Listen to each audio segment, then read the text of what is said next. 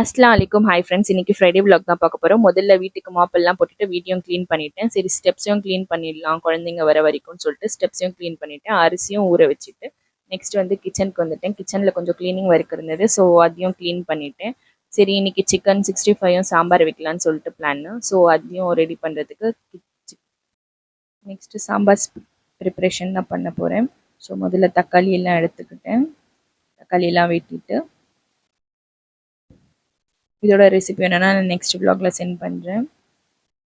குழந்தைங்களும் வந்துட்டாங்க அதே டைமில். ஸோ சாப்பாடும் வேக வச்சுட்டேன். ஒரு அடுப்பில் வந்து சாம்பாரை வச்சுட்டு நெக்ஸ்ட் வந்து சிக்கனுக்கும் மசாலா மேக்னேட் பண்ணி வச்சுட்டேன். அதே சமயத்தில் ஃப்ரெஷ்ஷாக பண்ணல, கொஞ்சம் டயர்டாக இருந்தது சொல்லிட்டு டீயும் செஞ்சிடலாம். குழந்தைங்களும் டீ கேட்டாங்க, ஸோ அவங்களும் டீ குடிச்சிடுவாங்க. குடிச்சிட்டு குழந்தைங்களும் ரெடி ஆயிட்டாங்க தொழுவுறது.